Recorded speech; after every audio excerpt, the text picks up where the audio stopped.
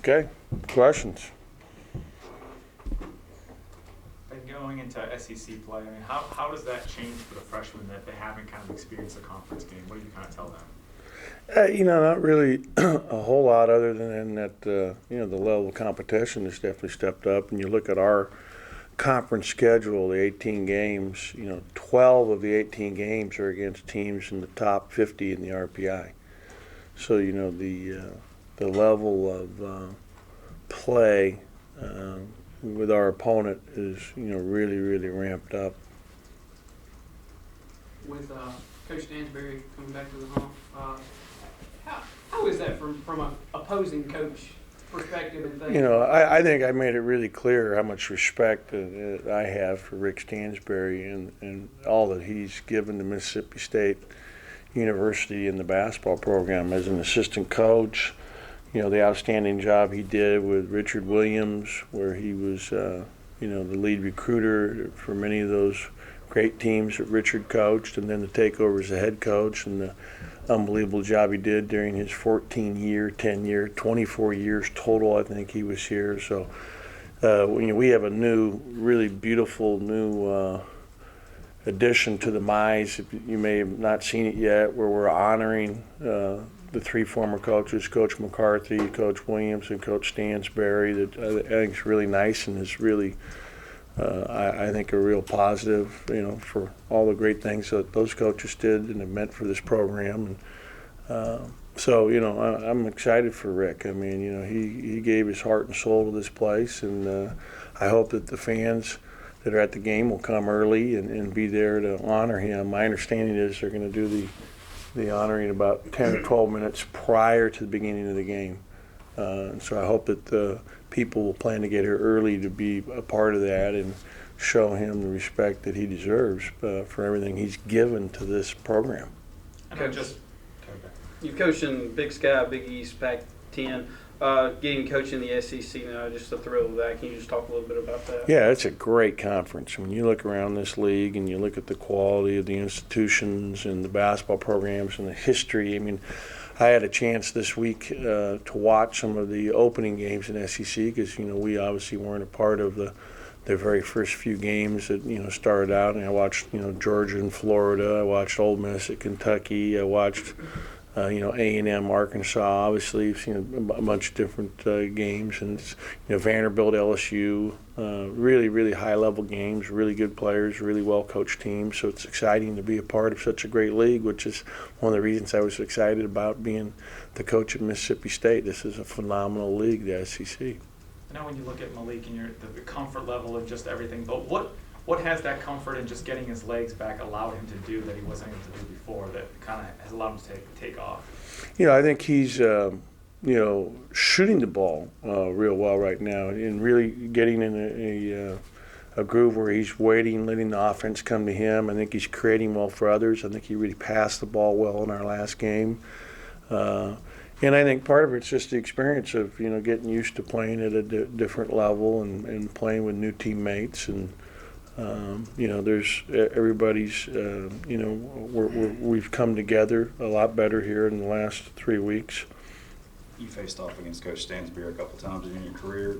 Kind of what are the characteristics and identities of his coach teams? What I remember, and we played him twice, once at Pitt and once at UCLA, is that, number one, they had good players on both those teams. They both had, good big guys. And, you think back, they had, Mario Austin, I believe, when we played him at Pitt, and then they had Bernardo when we played him at UCLA. And in this case, they've got a really good freshman big at Texas A&M named Tyler Davis, who's going to really be a special player. And he's shooting 76% from the field right now, averaging 12 and 6, and he's a load inside. This really matches up tough for you because he's so big and really seals and uses his body well. But, plays hard, play tough, good defense, take smart shots, typical good basketball.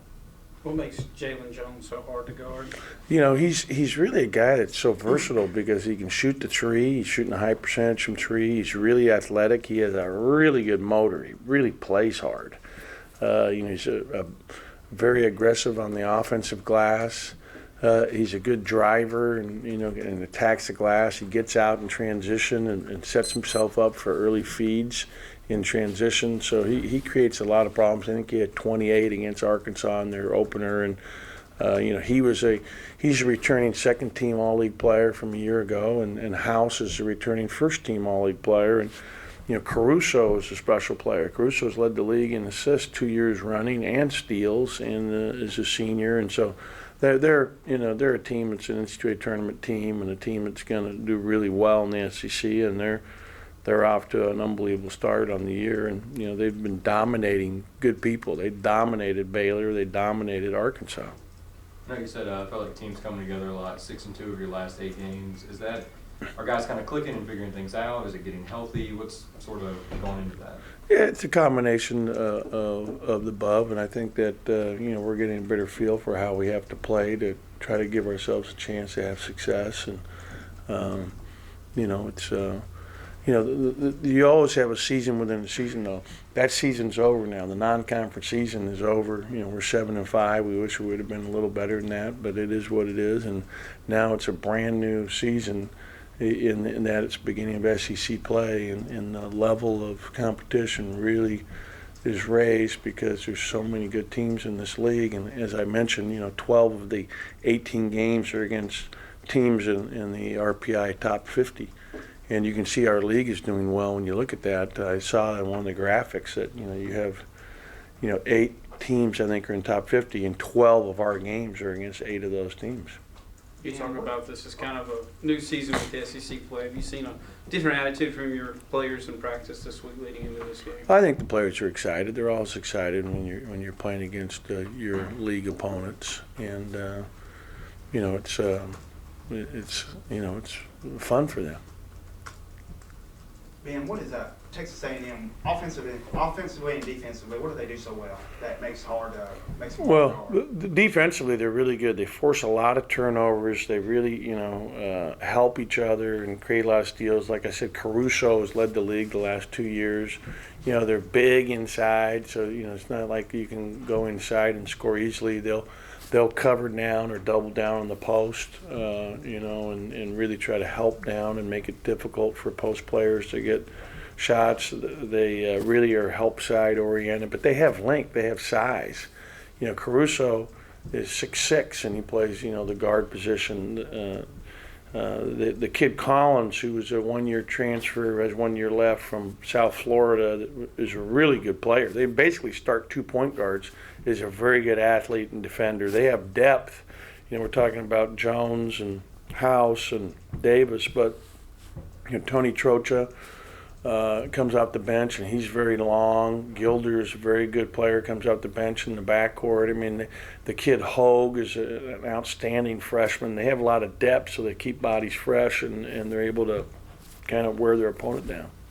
What have you been able to get out of Gavin this year that kind of hasn't been unlocked in the years previous? Well, I think Gavin did a great job coming into the season, just getting himself in the best shape he's ever been in.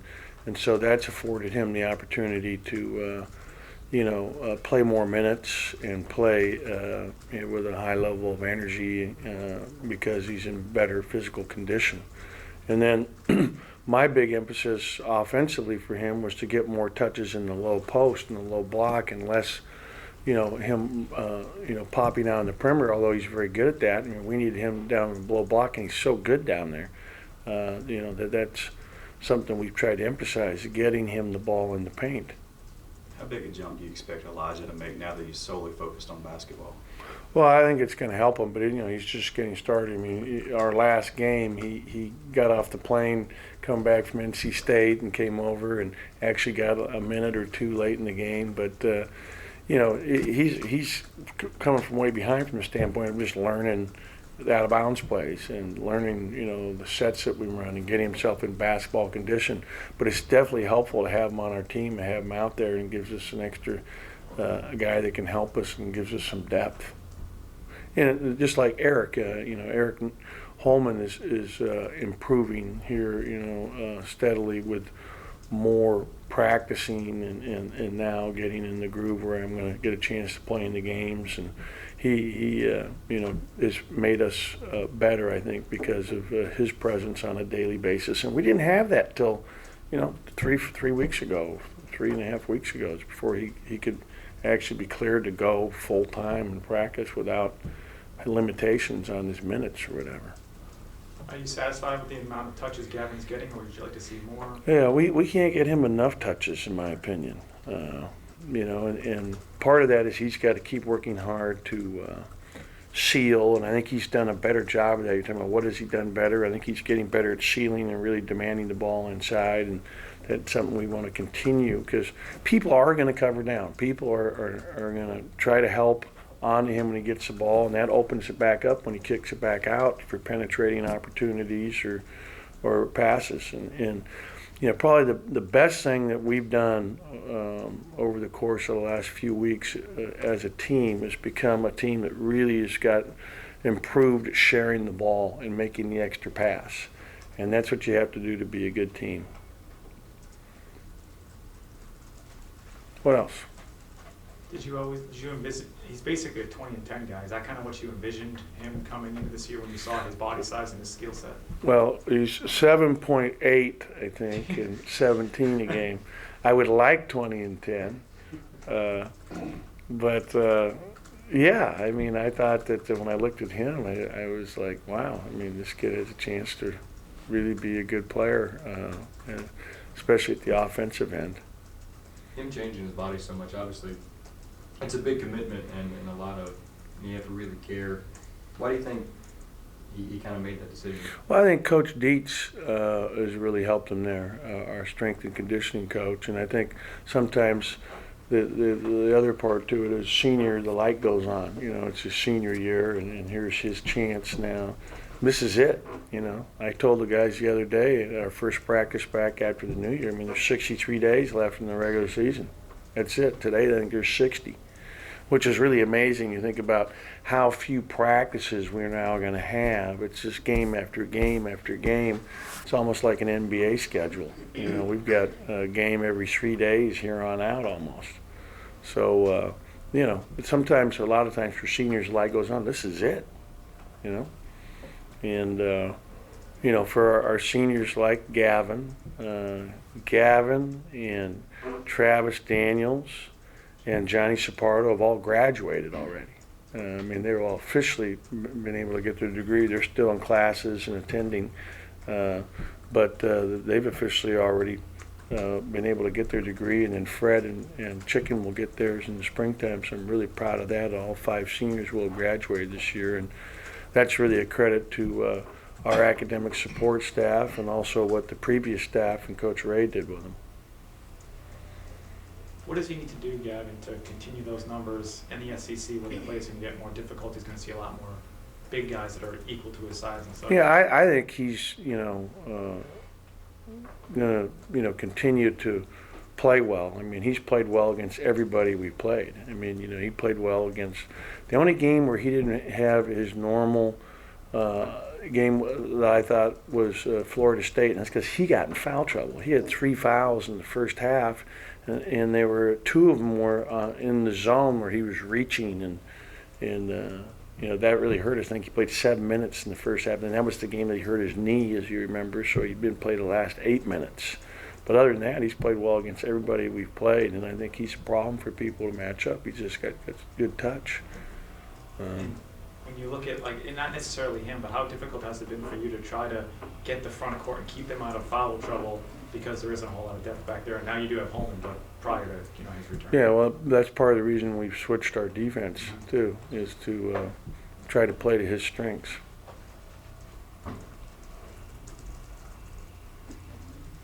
Is that it?